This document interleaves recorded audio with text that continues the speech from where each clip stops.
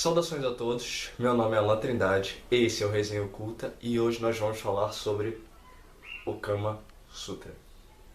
O livro foi escrito por Vatsyayana, publicado aqui no Brasil em 2013 pela editora LIPM Pocket, contém 237 páginas divididas em 7 capítulos.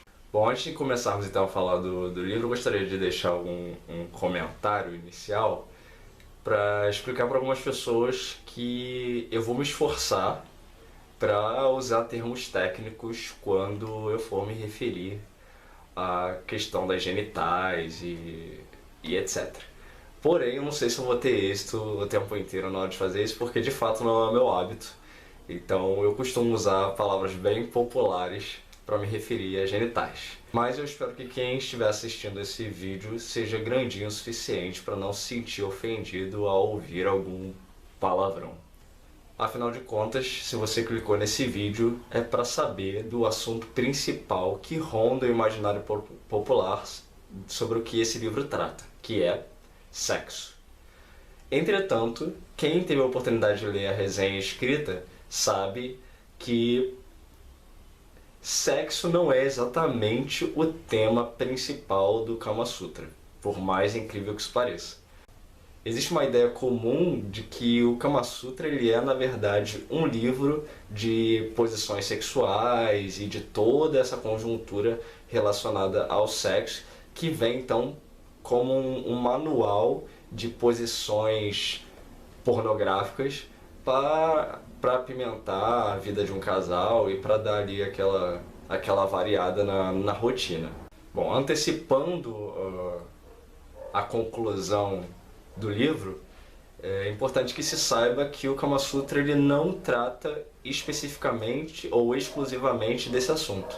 O Kama Sutra ele é, na verdade, um livro muito mais voltado ou preocupado com a relação homem e mulher no sentido social, e da conquista, e dos afazeres, e das funções de cada um dos sexos na vida cotidiana, do que estritamente a parte sexual. É lógico que ele vai trazer esses pontos, nós vamos abordar essa parte especificamente também, mas é importante que se saiba que o Kama Sutra não é um manual de posições sexuais. Mas vamos começar do começo. O livro começa, essa edição específica aqui traz a biografia do Richard Burton. Uma pequena biografia, na verdade, quase uma nota falando sobre esse indivíduo que foi o responsável, então, por trazer a tradução do Kama Sutra para o Ocidente. Um aventureiro nato, então, desde o princípio da sua vida, ele era um cara muito interessado em se aventurar pelo mundo, explorar lugares inexplorados, e ele tinha um vasto conhecimento de línguas exóticas para o contexto europeu, então ele vivia se embrenhando em países outros na intenção de descobrir as características e a cultura desses outros países. Ele, durante o decorrer da vida dele, ele escreveu vários livros, e um desses livros que ele traduziu, então, foi o Kama Sutra. Então ele que deu esse pontapé inicial para trazer o Kama Sutra aqui pro Ocidente. O que acontece é que ele deu o pontapé para o Kama Sutra original, ou seja, esse aqui é a versão do Vatsyayana, que é então o Kama Sutra que traz lá todo o contexto hindu e etc. O que vai acontecer no decorrer dos anos é uma apropriação das editoras do nome, provavelmente em função da fama que o Kama Sutra adquiriu, e vai se apropriar desse nome e vai escrever outros livros com outro foco, muitas vezes muito mais focado na questão pornográfica, né, nem tão erótica, porque muitos esses outros livros vão focar estritamente na questão do ato sexual em si, e vão embarcar nessa fama para então vender livros e etc. Então essa aqui é a versão original que deu origem a todos esses outros livros aí que nós vemos por aí que tratam estritamente de sexo. E isso é uma característica que vai ficar marcada, eu acho, sempre relacionada a esse contexto do Kama Sutra, né? Que é o fato dele ter influenciado. Então não só que no Ocidente ele vai influenciar essas outras obras, como na própria Índia ele vai influenciar então alguns outros livros que seguem a mesma linha de pensamento, né, que vão focar nessa questão do relacionamento, também na parte sexual. Aí aqui no prefácio, na página 13, ele fala o seguinte: além do Tratado de Vatsyayana, as seguintes obras sobre o mesmo tema podem ser consultadas na Índia.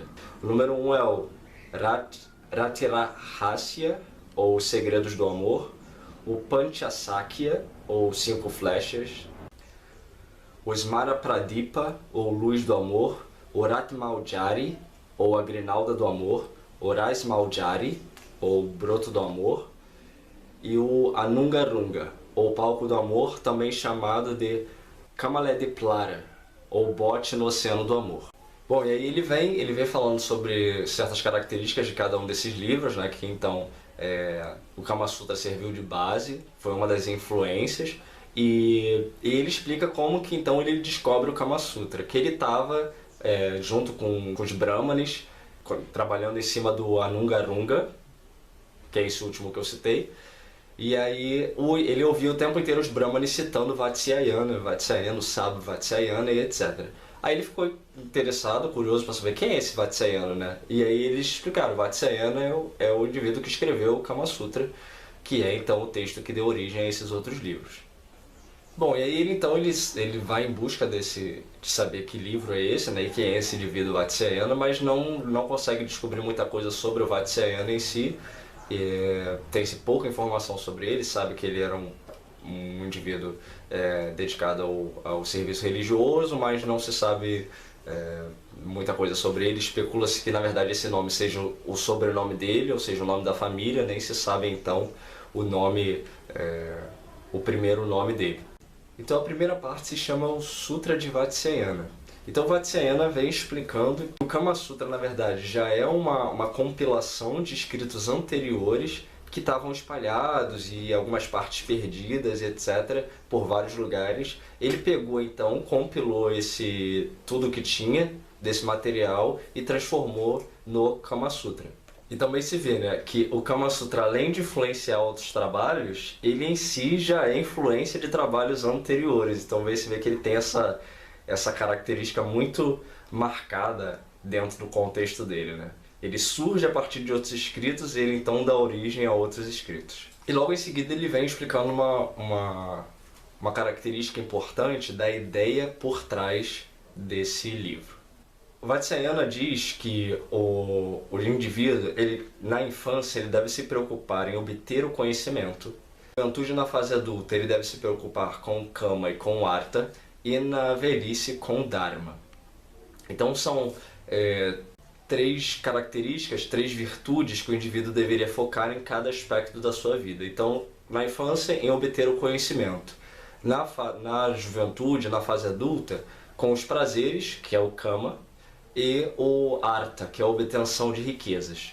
E o Dharma, na velhice, é o serviço religioso, ou seja, a dedicação à religião e tudo mais.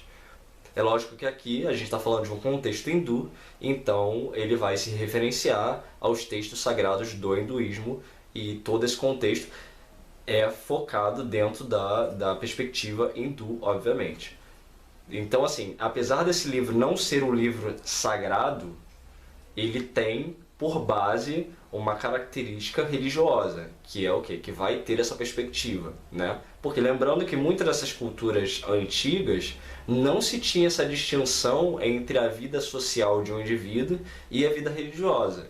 Você não tinha uma religião, você era parte daquela cultura e, por conseguinte, você era daquela religião. Não é como nos tempos modernos, onde você escolhe uma religião, né? A gente tem, por exemplo, até nos dias de hoje, o caso do judaísmo. Ser judeu é tanto característica de uma etnia quanto característica de uma religião. Ou seja, você não vira judeu, né? Você é judeu, você nasce judeu, porque eles mantêm essa coisa preservada. Nos tempos modernos isso mudou, né? Hoje você pode ser brasileiro e virar budista, ou qualquer outra religião no mundo, mas em tempos antigos isso não era assim. Então essa é a perspectiva, né? Então ele não vai ter essa preocupação de pensar que ele está falando para pessoas que não são hindus. Não, o foco do livro, obviamente, é para todo esse contexto cultural religioso da Índia. Então uma coisa que tem que ficar entendida também dentro desse contexto é que essas virtudes, elas são consideradas superiores umas às outras. Então, o que acontece? O Dharma, ele é considerado superior ao Artha. O Artha é considerado superior ao Kama. O Kama, então, é o mais básico de todos, porque está relacionado aos aspectos sensoriais, aos prazeres e tudo mais. O Artha é a obtenção de coisas, de riquezas e tudo mais. O Dharma é o serviço religioso, então esse é tido como o mais importante. Mas o que ele ressalta é, apesar de haver uma hierarquia dentro dos conceitos, eles não devem ser considerados como anuladores um dos outros. Ou seja, cada um tem a sua função. Cada aspecto deve estar relacionado a um contexto da vida do indivíduo, porque se você anula uma dessas coisas em detrimento das outras, você acaba por anular um aspecto importante da sua própria vida, da sua existência. Então, tanto o prazer, quanto a riqueza, quanto a religião, elas são importantes. Uma mais importante que a outra, entretanto, elas têm a sua função, o seu papel dentro da vida do ser humano e por isso não devem ser negligenciadas. Aí ele fala assim na página 32. Assim, o homem que pratica Dharma, Artha e Kama desfruta da felicidade tanto neste mundo quanto no mundo que virá. Os bons praticam ações cujos resultados não lhe inspiram temor quanto ao outro mundo, nem colocam em perigo o seu bem-estar. Toda ação que conduza para a prática conjunta de Dharma, Artha e Kama, ou de dois deles, ou mesmo de somente um, deve ser realizada. Mas uma ação que conduza à prática de um em detrimento dos outros dois não deve ser realizada.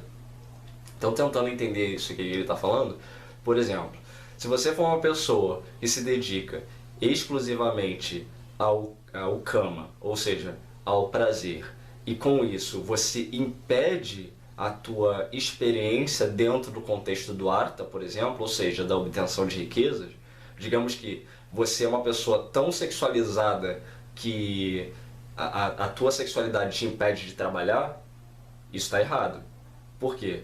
Você está anulando o Artha, ou seja, você está focando exclusivamente no Kama e está anulando o Artha.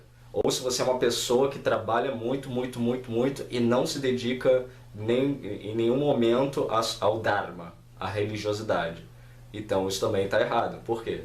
Porque você está anulando a outra característica, em detrimento de um único aspecto. Então a proposta é o quê? Que haja um equilíbrio entre todas essas características. Aí depois ele dá uma lista de 64 itens que devem ser estudados, tanto por homens e por mulheres, e vem falando sobre como deve ser a casa de um homem que obteve riquezas. Então ele diz que deve obter uma casa com vários aposentos, que seja próxima ao rio, que ele more perto de pessoas de bem, que deve promover festas para os deuses, piqueniques, reunião com os amigos, como lidar com prostitutas. Isso é uma coisa que vai ficar marcada no livro durante todo o contexto, tá? Ele vai sempre falar de prostitutas, da lida com prostitutas, o que fazer com prostitutas e etc. E depois ele vem falando ele dá uma lista de mulheres que são permitidas e de mulheres que não são permitidas, de acordo com as sagradas escrituras hindus e as relações de castas. Eu já falei sobre essa questão de casta aqui no outro vídeo, se eu não me engano foi o Coleção Divindade, então vale a pena dar uma olhadinha lá depois também. Eu falei por alto, mas dá pra ter uma noção para quem não conhece esse contexto das castas na Índia e etc, para ter uma noção básica sobre a ideia por trás das castas. Aí aqui na página 50 ele dá uma lista sobre mulheres que não se deve ter relação. As mulheres listadas a seguir não devem ser desfrutadas: a leprosa, a louca, a expulsa de sua casta, a que revela segredos, a que revela publicamente o desejo pelo ato sexual, a extremamente branca, a extremamente negra, a que cheira mal, a parente próxima, a que seja também uma amiga, a que leva a vida de asceta, a esposa de um conhecido, de um amigo, de um brahmane, sábio e do rei. Isso é uma característica também do livro. É lógico que em tempos modernos isso vai ser interpretado como machismo, né? Muitas das coisas que estão aqui, elas vão ser interpretadas como machismo. Mas é importante que se tenha em mente que a gente está falando de um contexto de centenas de anos atrás, né? Quase milhares de anos atrás, porque se a gente levar em consideração que esse livro foi escrito baseado em escritos anteriores, ou seja, sabe-se lá quanto tempo, de quanto tempo vem essas ideias, né? Porque especula-se que esse livro tenha sido escrito entre os séculos I ao VI, ou seja, nem se tem uma data exata de quando ele foi escrito. Porque a especulação em cima dessa data reside em cima das referências que o Vatsyayana faz a indivíduos que viveram em determinado período de tempo. Ou seja, ele faz referência a um determinado rei, a um determinado sábio e etc., que pode ter sido contemporâneo a ele ou anterior. Ou seja, baseado nisso faz-se o cálculo de provavelmente quando isso aqui foi escrito, mas não se tem uma noção exata. Então, naquele recorte cultural, dentro daquele contexto, muitas dessas coisas faziam sentido tanto para homens e para mulheres. É lógico que da nossa perspectiva atual, muita coisa aqui vai soar como machista, misógina, preconceituosa e etc. E aí depois ele em seguida vem dizendo também, dá uma lista de tipos de amigos ideais. Aí no capítulo 2 ele começa a tratar do assunto que interessa a maioria quando se fala desse livro, que é sobre a questão sexual. Então a parte 2 se chama Sobre a União Sexual. Aí já no primeiro capítulo ele vem trazendo uma curiosidade aqui, que ele fala o seguinte: os homens, isso na página 55, os homens dividem-se em 3 tipos: o homem lebre, o homem touro e o homem cavalo, de acordo com o tamanho do seu lingam. Lingam é uma palavra em sânscrito para designar pênis. As mulheres dividem-se de acordo com a profundidade de sua ione, em corça, égua e elefanta. Ione, então, sendo a palavra em sânscrito para designar vagina. O curioso disso aqui é que quando ele classifica os homens, quando ele fala assim, o homem lebre, o homem touro e o homem cavalo, ele não fala que o homem lebre, por exemplo, é que tem o pênis pequeno e o homem cavalo é o que tem pênis grande. Mas por associação, né, eu suponho que a ideia seja essa, né? Então ele não vem dizendo, olha, o homem lebre é o homem que tem um piruzinho, o homem cavalo é o que tem um piruzão, não. Ele vem dizendo que são 3 tipos de homem de acordo com as associações com esses animais. E isso é uma coisa que vai ficar marcada em todo esse contexto sexual, é essa associação da genital com bichos e dos próprios atos sexuais com bichos também. Aí ele vem falando sobre as uniões, né? Então ele fala assim, há 3 tipos de uniões iguais entre pessoas de dimensões iguais e há 6 uniões desiguais quando as dimensões não correspondem. São ao todo 9, como mostra a seguinte tabela. Aí ele traz uma tabelinha aqui, dá pra mostrar aí. Tá vendo? As uniões iguais são o homem lebre com a mulher corça, o homem touro com a mulher égua e o homem cavalo com a mulher elefanta. Então, partindo da premissa que lebre é um pênis pequeno, touro é um pênis médio e cavalo é um pênis grande, então o que ele está explicando? Que um homem lebre, que tem um pau pequeno, ele é ideal para uma mulher corça, porque ela tem pouca profundidade na vagina.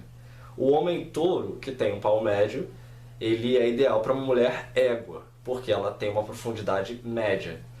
E o homem cavalo, que tem um pau grande, é ideal para uma mulher elefanta, porque ela tem uma grande profundidade na vagina.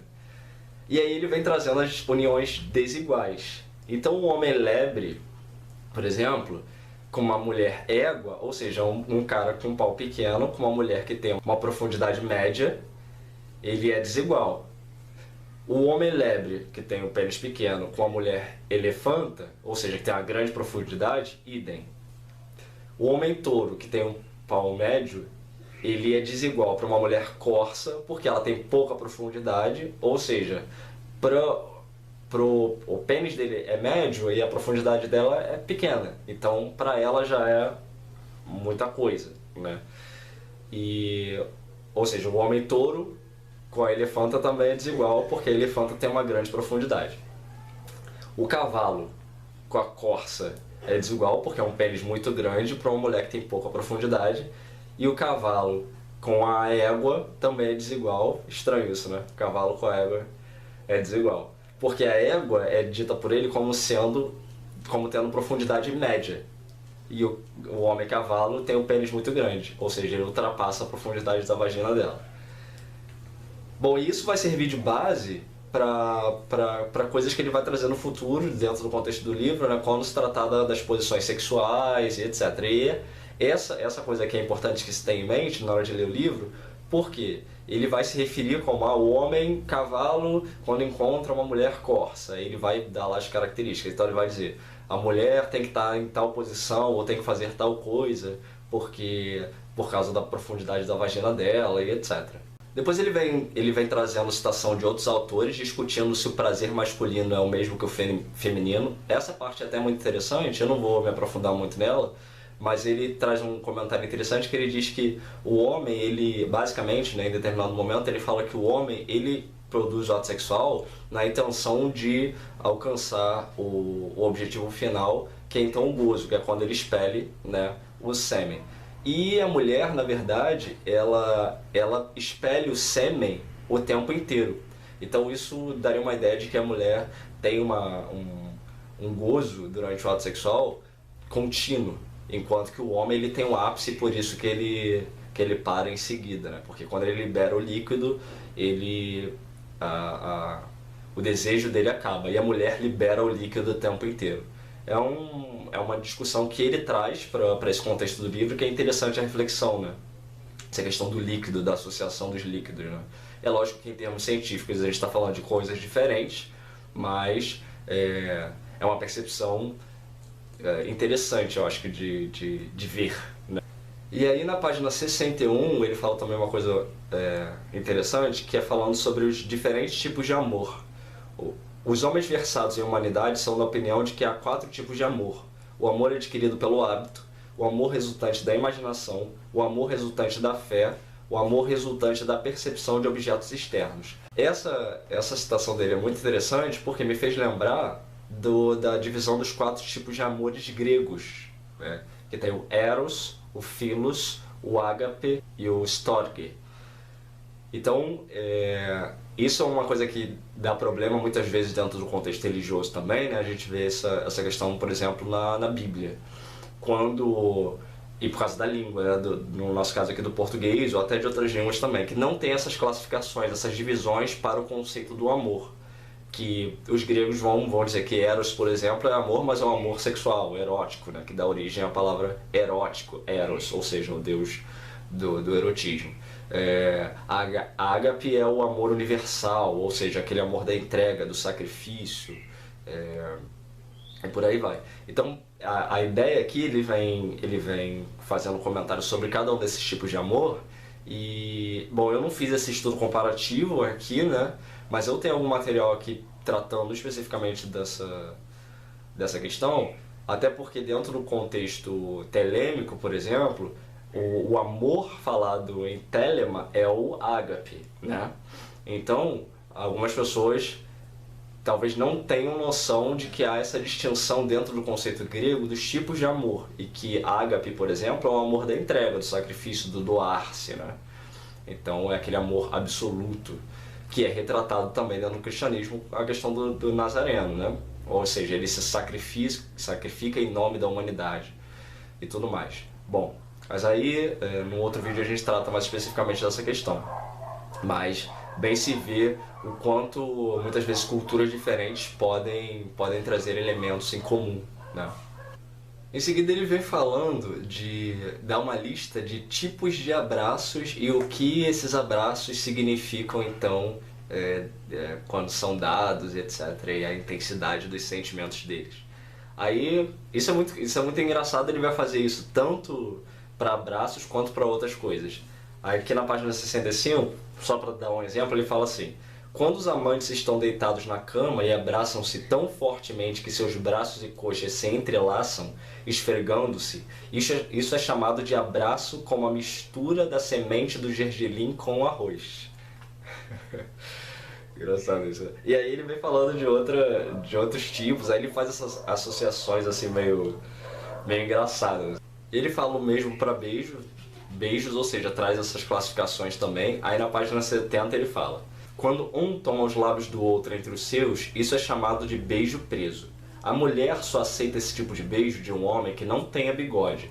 No momento desse beijo, se um dos amantes tocar os dentes, a língua ou o palato do outro com a sua língua, isso é chamado de batalha da língua.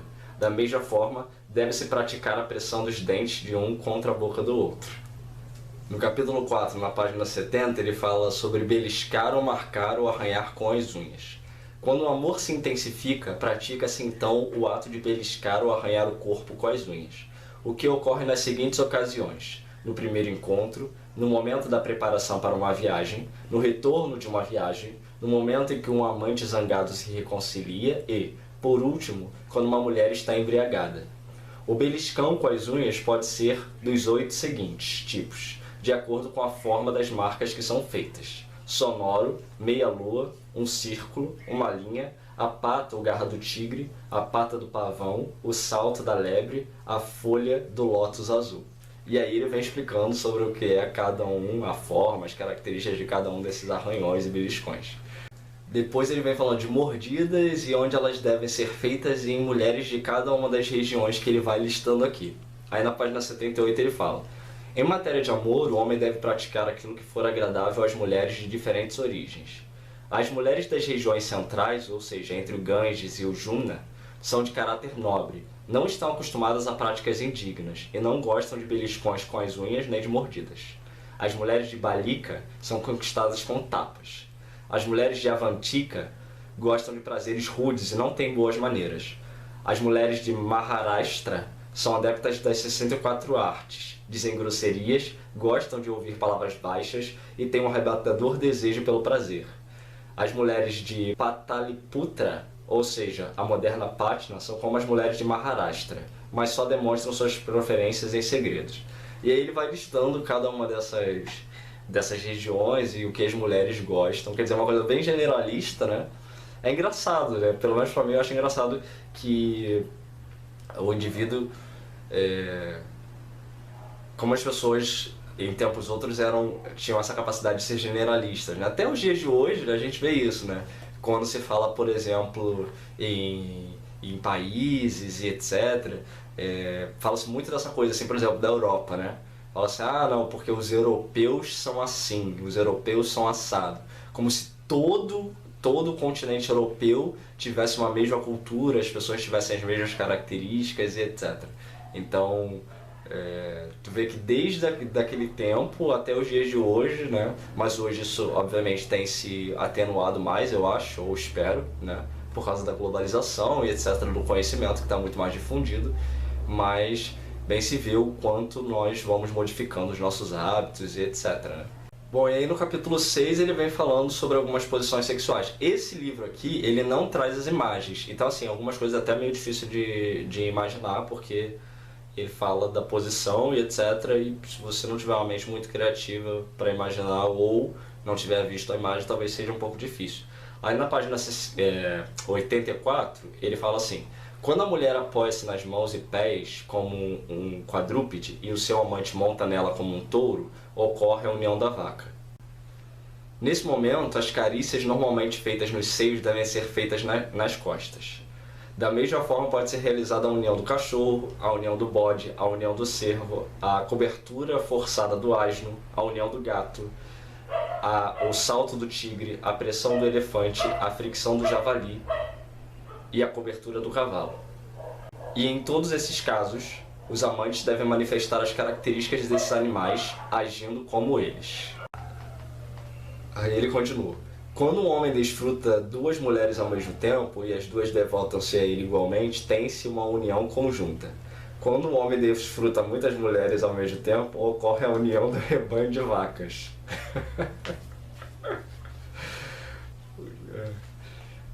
Isso pode soar meio ofensivo para algumas pessoas nos dias de hoje, né? Mas lembrando aquela questão lá que vaca para eles provavelmente não tinha o mesmo sentido que nós temos modernamente, né? Especificamente aqui no Brasil.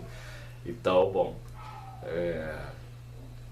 nada de excessos de emoção, tá, pessoal, ao lidar com esse livro aqui, porque, lembrando, é um livro que pertence a um contexto de milhares de anos atrás, né, que é uma outra cultura, que tem um outro entendimento. Então, fazer alusão à vaca aqui, se referindo a um grupo de mulheres, não necessariamente tem o mesmo conceito que nós temos, ok?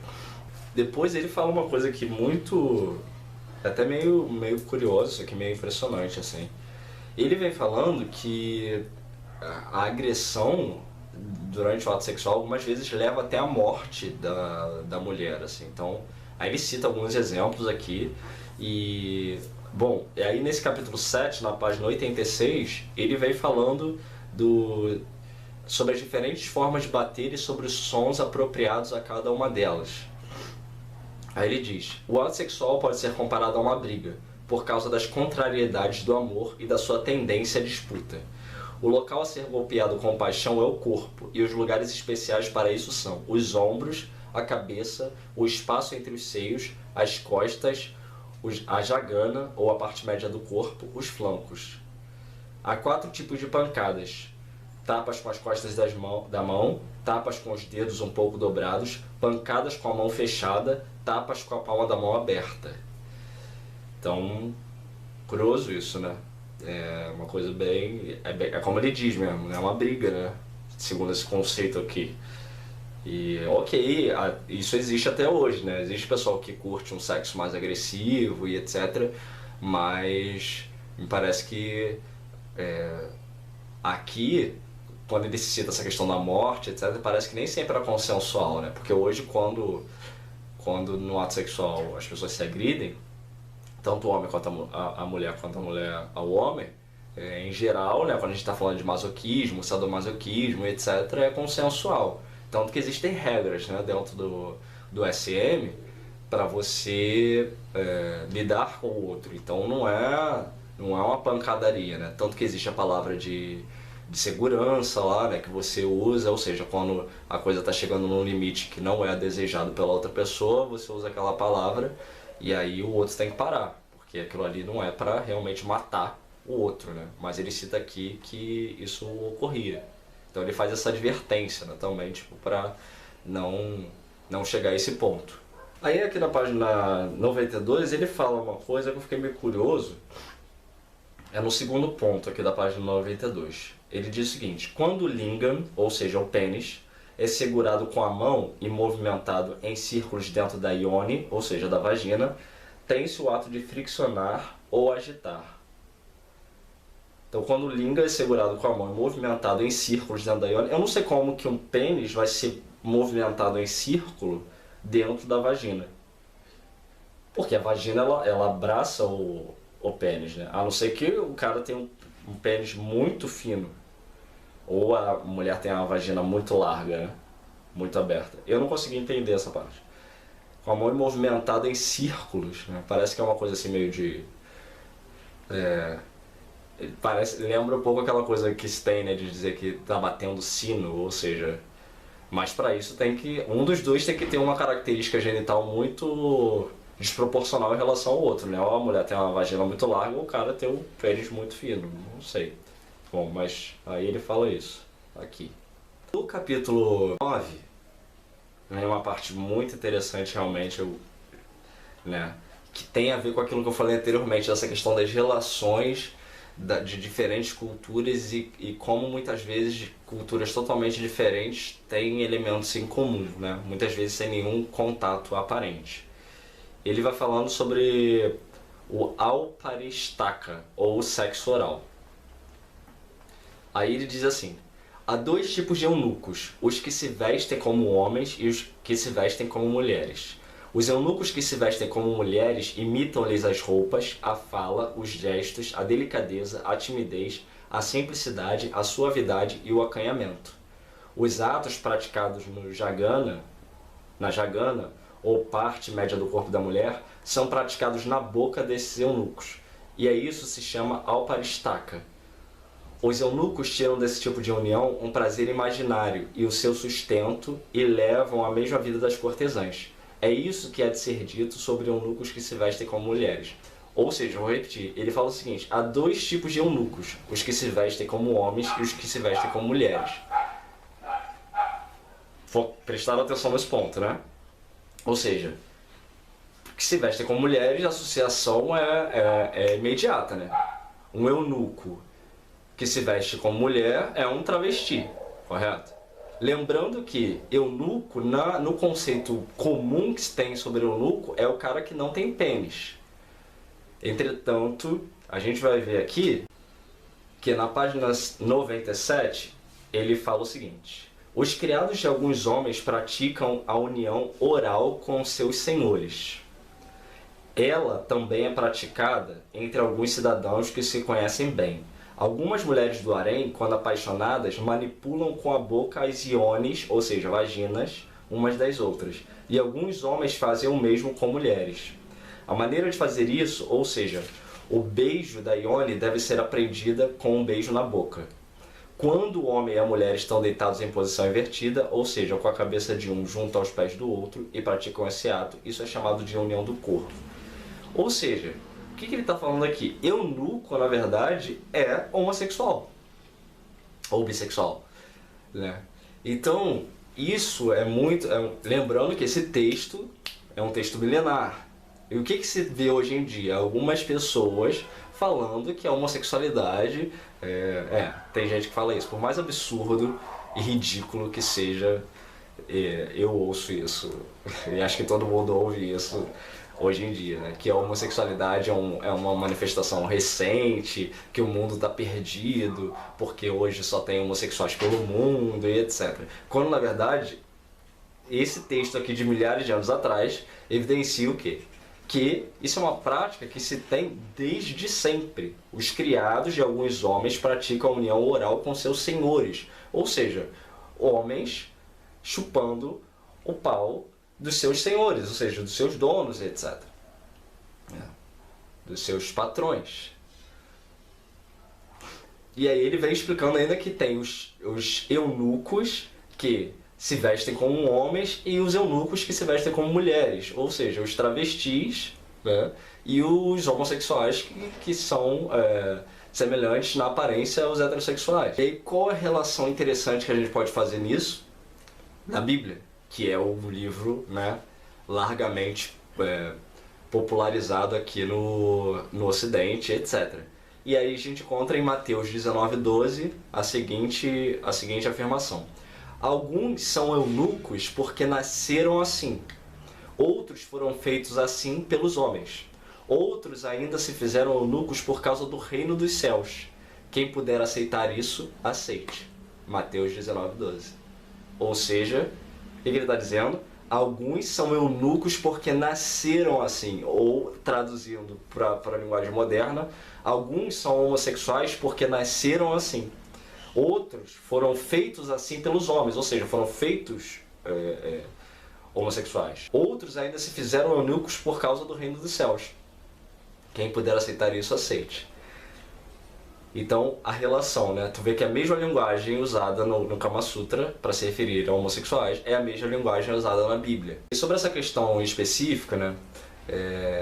Eu vou recomendar aqui um vídeo muito interessante do professor Fábio Sabino, que ele é um exegeta. Então, assim, o exegeta é um profissional, um indivíduo dedicado ao estudo, nesse caso específico da Bíblia, né? Que é um indivíduo que tem conhecimento, que é fluente em línguas antigas, etc., nas línguas originais ao qual a Bíblia foi escrita e tudo mais, e tem condições de avaliar os textos originais para ver todas essas questões de tradução e etc., que podem interferir no entendimento moderno sobre aquele determinado assunto. Ou seja, como nesse exemplo, né? Eunuco era a forma como eles chamavam os homossexuais na época, mas hoje nós chamamos de homossexuais, correto? Então, quem vai fazer essa abordagem, esse estudo, etc., é um exegeta. Então eu vou colocar aí na descrição, ao invés de ficar dando atenção para muitos desses pastores ignorantes, que muitas vezes são semi-analfabetos, que mal sabem falar o português, muitas vezes, né? Quiçá aramaico, grego e hebraico, né? Não entendem nada dessas línguas. Então, vale o quê? Ouvir a palavra de alguém que estuda, que é dedicado e que tem conhecimento sobre esse assunto para falar sobre esses temas. Então, eu vou colocar aí na descrição do vídeo o link do professor Fábio Sabino, que tem um vídeo dele específico que ele fala sobre essa questão dos homossexuais na Bíblia e etc. E eu estou ressaltando isso também para que se entenda o quanto uma tradução pode causar problema, né? Então você vê, se eunuco fosse traduzido modernamente como homossexual, essa parte do Mateus 19 ficaria bem mais clara, né? Por quê?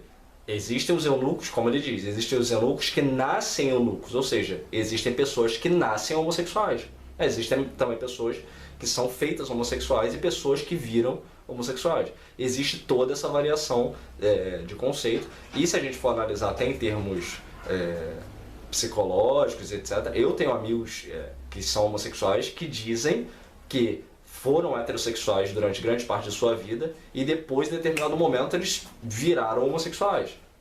Então, assim, não vou me prolongar muito nessa questão, mas eu vou colocar o link aí na descrição do vídeo, mas bem se vê que esse papo, essa conversa fiada de gente ignorante dizendo que a homossexualidade é um evento moderno e que falam absolutamente que pessoas escolhem a sua sexualidade, etc. Bem se vê que essa gente não passa de um bando de asnos que tem a capacidade de falar.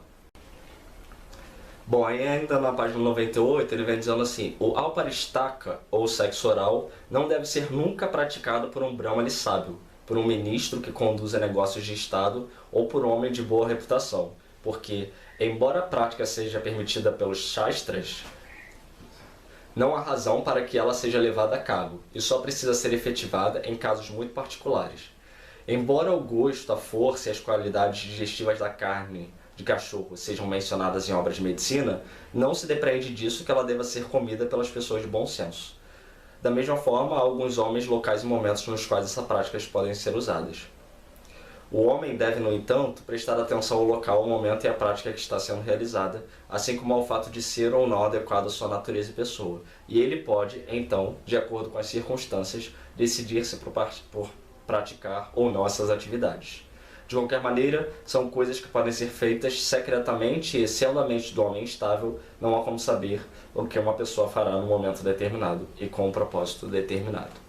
E aí isso também me chamou a atenção para uma outra coisa, ainda com foco nessa questão das relações, né, de diferentes povos, etc.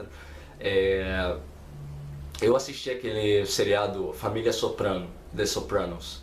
Um dos personagens desse seriado era um Capucci lá, né, era um dos líderes, o velho lá. Ele gostava muito de praticar sexo oral na mulher dele lá, na amante.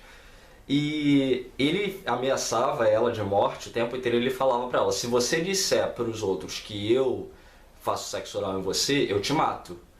Porque isso, dentro da conjuntura deles, dos mafiosos italianos lá, dentro do contexto do seriado pelo menos, né, não sei como é que é na realidade, era considerado uma humilhação. Ou seja, o homem ele não podia botar a boca na vagina da mulher, porque isso era como se ele se rebaixasse, né? E aí eu fiquei com essa coisa assim na cabeça, mas eu achei que isso era uma característica do personagem do filme, ou do contexto ali do seriado e etc. Eu não achei que isso fosse uma realidade cultural e etc.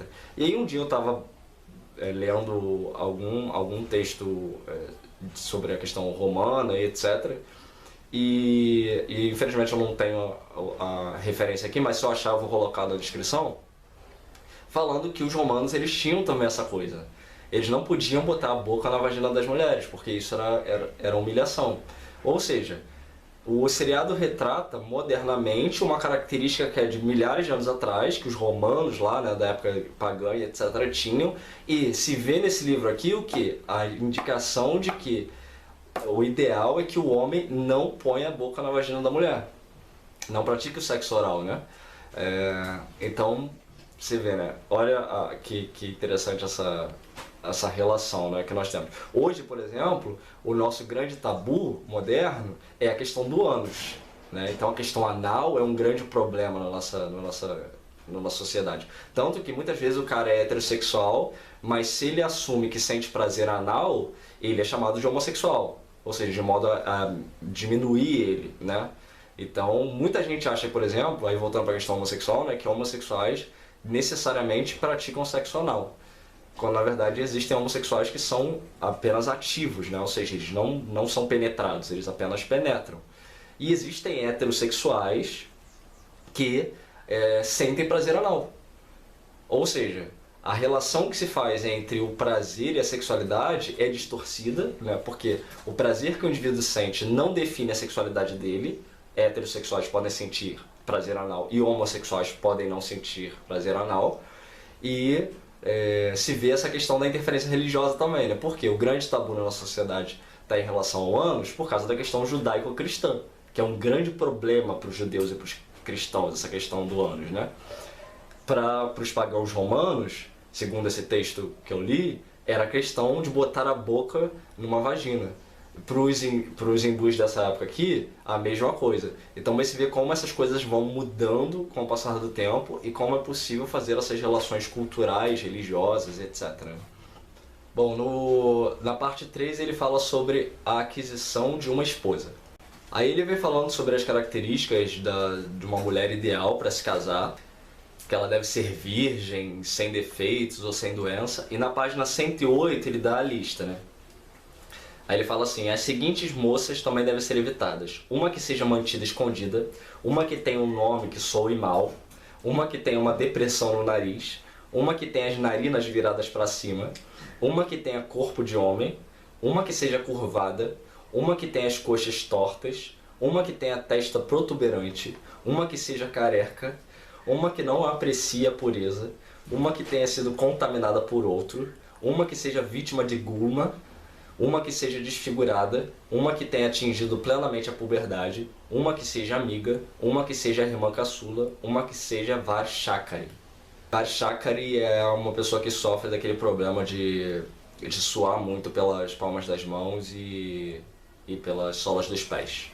E na página 109 ele fala assim: quando a moça tornar-se apta para o casamento, seus pais devem vesti-la de maneira sábia e expô-la onde possa ser vista por todos. Todas as tardes, tendo-a vestido e adornado de maneira conveniente, eles devem enviá-la, em companhia de suas amigas, para assistir a jogos, sacrifícios e cerimônias de casamento e mostrar a ela como se promover, porque ela é como uma mercadoria. Olha que loucura, né? E aí depois ele vem dizendo como o homem deve tratar a mulher, cortejá-la e fazer coisas para agradá-la e etc. dentro do contexto do relacionamento. E aí na página 126 ele fala uma coisa que modernamente por nós é considerado criminoso, né? Que é estupro e drogar uma pessoa para conseguir, então, nesse caso aqui, o casamento. Então a ideia basicamente é que se o homem, como tem essa questão da virgindade, né, da pureza e etc., então a ideia é, se um homem desfrutar da mulher, independentemente da maneira como ela foi desfrutada, ela tem a obrigação de casar com ele. A mesma ideia a gente encontra lá no Antigo Testamento, na Bíblia, né? O cara quando estupra e etc., ele tem que casar com uma mulher e etc., e a mulher no final das contas não tem direito a nada, né? Não pode reclamar nem nada disso. Então aí ele fala assim, no ponto 4: o homem deve, durante um festival, fazer com que a filha da ama dê à moça uma substância embriagante, e então fazer com que seja levada a um local seguro sob algum pretexto. Lá, tendo desfrutado dela antes que ela se recupere do efeito embriagante, deve trazer fogo da casa de um brahmane e proceder como descrito anteriormente. Aí uma outra opção: o homem deve, com a conivência da filha da ama seca, carregar a jovem de sua casa enquanto estiver adormecida e então, após desfrutá-la antes que ela desperte, deve trazer fogo da casa de um brahmane e proceder como descrito anteriormente. Aí uma outra alternativa: quando a moça for a um jardim ou algum vilarejo nas vizinhanças, o homem deve, com os amigos, atacar os seus guardas e, tendo-os matado ou assustado, levá-la à força e proceder como foi descrito anteriormente. Ou seja, atacar a mulher da maneira que for mais conveniente pro indivíduo e estuprar ela e depois casar com ela, porque aí ela não vai ter mais opção mesmo, vai ter que casar de qualquer forma. Mas aí ele finaliza dizendo que o ideal não é que isso seja feito, porque o ideal é que o relacionamento, que o casamento seja cumprido através do amor.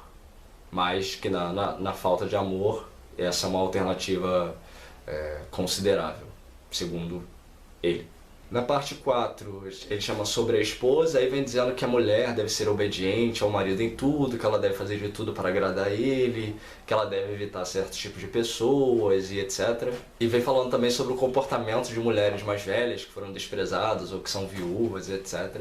E como deve ser o comportamento dela em relação às outras mulheres. Na parte 5 ele chama de sobre a esposa dos outros, e aí basicamente essa parte é dedicada a métodos de traição, ou seja, de obter a mulher dos outros, sobre diferentes contextos e etc. E aí começa uma parte meio mágica do livro, né? Até então, toda a conjuntura do livro ela não trata de aspectos religiosos, necessariamente religiosos, ou mágicos, né? Aqui começa ele vai fazer algumas citações com essa característica. Aí na página 175, quando ele está falando de maneiras para invadir um determinado local para pegar a mulher do harém, do rei ou de outros homens, etc., ele fala assim: ele também pode entrar e ser escondido em uma cama dobrável, ou em uma colcha, ou com o corpo tornado invisível, por meio da aplicação de uma loção externa, uma de cujas receitas sendo a seguinte: queime juntos, sem deixar sair fumaça, o coração de um ichneumon. Esse bicho é chamado de saca-rabos, eu acho, aqui em português. É tipo um furão. Não sei se é o mesmo bicho com nome diferente, mas eu procurei aqui, é chamado de saca-rabos. Mas é tipo um furão. Então, o coração de um saca-rabos, a fruta da abóbora longa, tumbi, e os olhos de uma serpente. As cinzas devem então ser trituradas e misturadas com água em igual quantidade. Se colocar essa mistura sobre os olhos, um homem pode andar sem ser visto. Então, mais uma relação interessante, né? A gente está falando da Índia, né? Mas aqui no Ocidente, o que a gente tem também, nos grimórios, essas questões da invisibilidade, né? Você tem lá no São Cipriano, por exemplo, né? Receitas de como se tornar invisível. A parte 6 vem falando, ele chama de sobre as cortesãs, é uma parte dedicada às prostitutas e como o homem deve se relacionar com as prostitutas. Ele vem falando também que a tratativa que eles dão para as prostitutas é muito diferente do que muitos ocidentais dão para as prostitutas. Que eu relacionando aqui, me parece muito, quando ele fala aqui das prostitutas, parece muito a ideia da geisha. Ele cita as héteras gregas, que eram mulheres, eram mulheres não só dedicadas ao sexo, né, mas eram mulheres muito educadas, muito versadas em muitas artes e etc. E ele ressalta isso nesse livro também, né, que a mulher, o ideal é que ela adquira o conhecimento das artes, porque se ela for abandonada pelo homem, ela pelo menos pode se tornar uma prostituta e dessa forma se sustentar, ganhar o próprio dinheiro, ter a sua independência, etc. Isso acho que é um ponto positivo do livro, né? Bem se vê em meio a várias coisas que a gente considera machista, etc., tem essa coisa da prostituição não ser tratada como algo depreciativo, como algo inferior necessariamente, né? Mas que quando a mulher conquista a independência dela, tanto sexualmente quanto na questão do lidar com a sociedade, ela não necessariamente vai precisar dos homens, né? E aí ele vem falando dessa questão, assim, da relação da prostituta com o homem e vice-versa, e o que ela tem que fazer, como ela pode tirar dinheiro do homem caso ele abandone ela, como ela deve tratar ele, muitas vezes com características até de fingimento, né? Mas na intenção de quê? De ganhar o dinheiro do indivíduo para não ficar a ver navios, né? Chegamos então à última parte do livro, que é a parte 7, que ele chama de sobre os modos de atrair os outros. Aí no capítulo 1 ele fala sobre que se os métodos anteriores falharem, você pode então fazer uso de algumas coisas que são consideradas por nós magia, né? Na página 222, ele dá uma lista de coisas pomadas, etc. Mas eu separei aqui a parte 222, o ponto G, que é: o osso de um pavão ou de uma hiena, coberto com ouro e amarrado na mão direita, torna um homem adorável aos olhos de outras pessoas. O H é: da mesma forma, se uma conta feita da semente da jujuba ou da concha de um caracol marinho for encantada com os encantamentos mencionados no Atharvana Veda, ou com os encantamentos dos habilidosos na ciência da magia, e depois amarrada na mão, ela produzirá os mesmos efeitos descritos acima. Depois ele fala aqui na 223 como tornar uma mulher submissa ao homem. Se depois de untar o seu lingam com a mistura de pós de datura branca, pimenta longa, pimenta preta e mel, um homem faz sexo com uma mulher, ele a torna submissa ao seu desejo. Eu acho que essa mistura de pimenta passada no pênis e depois entrando numa vagina e saindo, acho que não ia ser agradável para ninguém.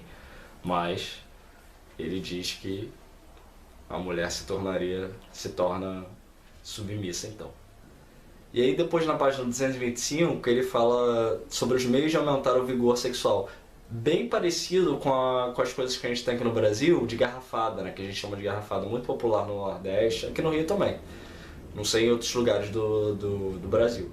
Mas ele diz assim: um homem obtém vigor sexual bebendo leite misturado com açúcar, raiz da planta ochata, pimenta longa de Java e alcaçuz.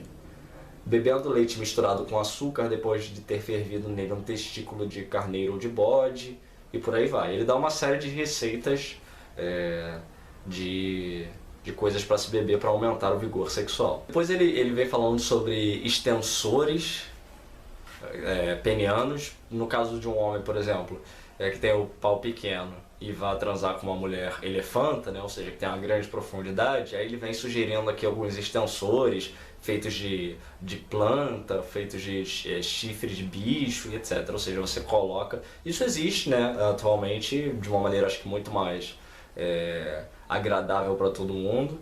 Eu nunca tive proximidade com esses objetos, a não ser vendo pela internet. Mas ele dá essas sugestões aqui de chifre de bicho e etc. Acho que, né, isso aqui serve muito mais como curiosidade histórica do que para alguém usar isso nos dias de hoje. Porque ninguém vai enrolar uma planta no pênis para enfiar na vagina de alguém, porque pode dar vários problemas, né? E aí ele vem falando também sobre a questão do aumento peniano, né? Mas aí é o aumento definitivo, ou seja, ele traz a questão dos extensores e traz também a questão do aumento definitivo. E aí ele fala, e eu não consigo nem visualizar isso direito, como ficaria isso, porque ele vem falando que o homem pode furar o pênis e aí inserir objetos dentro do pênis para alongar o pênis ou para engrossar e etc. Bom, com certeza isso não é recomendado, acho que fazer, né? A mesma coisa que eu falei na resenha do São Cipriano, né? Ele fala que isso deve ser feito, mas não fala o que acontece com a pessoa que faz isso. Então assim, não cometa essa loucura, né, de furar o seu pênis ou rasgar seu pênis para enfiar coisa ali dentro, porque a chance de você perder ele é muito grande. E na página 230 ele fala assim: quando o homem deseja aumentar o lingam, ele deve esfregá-lo com as cerdas de certos insetos que vivem em árvores e, então, depois de esfregá-lo durante 10 noites com óleos, deve esfregá-lo com as cerdas novamente. Ao fazer isso continuamente, será produzido um inchaço no lingam, e o homem deve então deitar-se em um catre e introduzir o seu lingam em um buraco, fazendo com que fique pendurado. Depois disso, ele deve eliminar a dor do inchaço usando decocções frias. O inchaço, que é chamado de suca, é produzido com frequência pelo povo do país de Drávida e permanece por toda a vida. Aí depois ele vem explicando o que tem que fazer, então, tanto para aumentar quanto para manter o aumento, etc., com plantas e óleos e coisas desse tipo. Bom, na época do Orkut existia uma comunidade chamada faloculturismo, que era uma comunidade dedicada exclusivamente a aumento peniano. O Orkut acabou, né, e consequentemente a comunidade acabou também. Mas era muito interessante lá porque você tinha todo um trabalho científico, né, mas científico não dentro do conceito da academia, né, porque muitos urologistas vão dizer que isso não acontece, né, que o aumento peniano uma mentira, que na verdade o aumento é provisório, que depois ele volta ao normal e etc. Bom, eu não tenho conhecimento de causa para falar sobre o assunto, para definir cientificamente se isso acontece, se o ganho é permanente ou não. O que eu posso dizer é o que eu vi lá. O que eu vi eram indivíduos que tinham uma série de técnicas, uma dessas técnicas chamada GELK, que é um método de alongamento peniano, que você faz uns movimentos com as mãos, etc., com o pé semi-ereto, e você vai alongando o pênis, mas é um processo de culturismo, ou seja, é como o fisiculturista, né? Se você entrar na academia hoje, você não deveria esperar que seu corpo vai ficar absolutamente musculoso do dia para a noite. Se você não seguir uma dieta, se você não seguir uma disciplina, e etc, etc. Isso é a mesma explicação que os indivíduos davam lá. Ou seja, segundo eles, o aumento peniano ocorre com essas técnicas, tanto com a bomba peniana quanto com essas técnicas feitas com a mão. Entretanto, você tem que seguir uma disciplina contínua de ganho para fixar esse ganho. O que a gente sabe é que, obviamente, se você pegar e inserir o seu pênis, por exemplo, dentro de uma bomba peniana e bombar ali, é lógico que ele vai ficar maior, vai ficar mais grosso e etc. Da mesma forma, se você ficar fazendo exercícios com a mão nele, ele vai crescer, obviamente, porque vai gerar um inchaço, etc. Você está expandindo os campos cavernosos e dessa forma você vai gerar um inchaço. Sendo que para esse inchaço ser permanente, ou seja, para isso se tornar em ganho, você tem que transformar isso num culturismo, ou seja, numa prática contínua. Essa comunidade acabou, mas existe um site internacional, ele é todo em inglês, então é necessário falar inglês, ler inglês pelo menos, chamado Thunder's Place, onde é um fórum onde indivíduos falam e discutem essas questões, etc. Então, quando você entra lá, tem toda o histórico de pessoas que obtiveram ganhos, então você vai ver lá. E obviamente, né, se você se pretender entrar nesse fórum, você não tem que ter medo de ver peru dos outros, porque você vai ver, o assunto é peru, e você vai ver fotos, etc. o tempo inteiro, porque os indivíduos mostram lá a sua trajetória dentro do faloculturismo, etc. Ou seja, mostra lá quanto que ele tinha. Eu vi o caso lá de um cara, ele tinha acho que 12 centímetros e hoje ele tem 19, alguma coisa assim, por 14 de espessura. Então, assim, foi um ganho, foi do que eu vi, assim, eu não pesquisei muito, mas é um ganho bastante considerável, né? Cerca de 7 centímetros de comprimento, eu acho que ele tinha 11 de espessura, ou seja, ganhou 3 de espessura. Então, assim, existe essa realidade, né, no mundo moderno, que difere disso aqui, ou seja, bem se vê que essa coisa existe desde muito tempo, essa questão da preocupação com o tamanho do pênis, para o aumento do pênis, etc. Mas os métodos antigos, esse método aqui que ele diz de inserir coisas, eu acho muito perigoso, né? E eu estou ressaltando isso também, falando disso, porque essa questão do pênis para o homem é uma coisa que muitas vezes causa uma série de problemas, né? Tem indivíduos que sofrem de depressão por causa disso, tem indivíduos que se matam por causa disso. Então, assim, eu acho importante, em função do objetivo desse canal, que é levar conhecimento, né? E observações sobre tanto o mundo religioso quanto social, etc., trazer esse tipo de informação aqui. Existe esse mundo, tá? Do culturismo do pênis, ou seja, do faloculturismo, e, bom, mas aí cabe a cada um fazer sua própria pesquisa e tirar suas próprias conclusões. Bom, e depois ele vem falando também de maneiras para acabar com o amor de uma mulher, para a vagina se tornar mais fechada, para fazer crescer cabelo, para nascer cabelo branco, e uma série de outras receitas aleatórias que ele vem trazendo aqui, que misturam um pouco de conhecimento herbal com magia e etc. E aí na página 233 ele fala o seguinte: este trabalho não tem o propósito de ser usado meramente como instrumento para satisfazer os nossos desejos. A pessoa conhecedora dos princípios verdadeiros dessa ciência, que preserva Dharma, Artha e Kama, e tem respeito pelos costumes do povo, tem a certeza de obter o domínio de seus sentidos. Em resumo, a pessoa prudente e inteligente, preocupada com Dharma e Artha, e também preocupada com Kama, obtém sucesso em tudo o que empreender, sem tornar-se escrava de suas paixões. É dessa forma que ele finaliza o livro. Bom, eu tive a oportunidade de morar com um indiano um pouco tempo, mas a gente pôde conversar um pouco sobre as questões da Índia e etc. Eu falei sobre o meu interesse de ir pra lá algum dia e etc. E ele era muito interessado também em tarô. E a gente falando até sobre essa questão da dificuldade que é ser um colecionador de tarô nos nossos países, né? Tanto aqui no Brasil quanto na Índia, porque na Europa você compra um deck por 10 euros, aqui no Brasil é 100 reais, né? Então, quer dizer, é uma diferença de preço muito gritante. E aí, eu lembrei, quando eu terminei de ler esse livro, eu lembrei dele, desse meu amigo, e eu fui falar com ele, mandei mensagem pra ele, perguntando sobre como é a relação dos indianos com esse livro, com o Kama Sutra. E obviamente que essa é a opinião dele, né? Isso não é um estudo científico, ou seja, é a impressão que ele tem sobre o contexto do Kama Sutra na Índia, ok? Então, assim, não vamos tomar isso como um conceito absoluto, mas é minimamente confiável por ser de alguém que mora lá. Então, assim, eu perguntei sobre como é a relação dos indianos com o Kama Sutra, né? Se todo mundo conhece. Ele falou, não, todo mundo conhece o Kama Sutra aqui. E aí eu fui fazendo as perguntas, né? Ele foi me explicando. Ele falou, olha, todo mundo conhece o Kama Sutra aqui, mas o Kama Sutra é um tabu. Por quê? O povo da Índia, ele, apesar de ter uma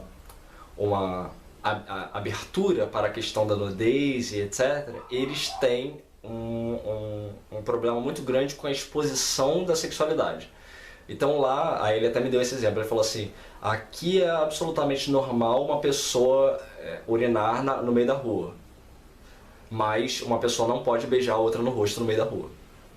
Então, se vê essa diferença cultural, né? Aqui no Brasil, por exemplo, nós achamos normal as pessoas se beijarem no meio da rua, mas a nudez é proibida. Lá, a nudez é permitida, mas se beijar na rua é proibido. Então tem essa diferença, né? E aí, por conseguinte, né, o Kama Sutra ele é um tabu porque ele trata da questão sexual. E aí eu perguntei pra ele, falei, então qual é a ideia que as pessoas têm do Kama Sutra, né? Elas acham que o Kama Sutra é um livro só sobre sexo? Aí ele falou, sim, as pessoas acham que o Kama Sutra é um livro sobre sexo. Ou seja, a mesma ideia que o Ocidente tem, né? Sobre o que seja o Kama Sutra. E ele disse que as pessoas lá não acessam esse livro, porque por ter esse peso, esse tabu em cima, então se você fala que está lendo o Kama Sutra, etc., as pessoas já te olham torto, etc., e né, não consideram uma atitude boa ter uma relação com esse livro. Aí as pessoas, segundo ele lá, quando consultam esse livro ou a nível científico, né, de pesquisa, ou fazem isso secretamente para que ninguém saiba e tudo mais.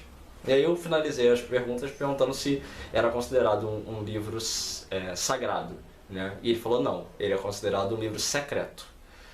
Então, e bem se vê a razão, né? Pelo menos nesse ponto, a razão de ser, porque de fato o Kama Sutra não tem características de um livro religioso, mas de um livro de relações sociais, né? Ou de relações íntimas de um casal e etc. Da arte do flerte, de como conquistar a sua esposa, de como agir com prostitutas, de como agir com seus amigos, de como ser sua casa, de como fazer uma série de coisas, né, que tem uma preocupação muito maior com a questão social do que com a questão sexual. A questão sexual existe? Sim, como nós apresentamos aqui.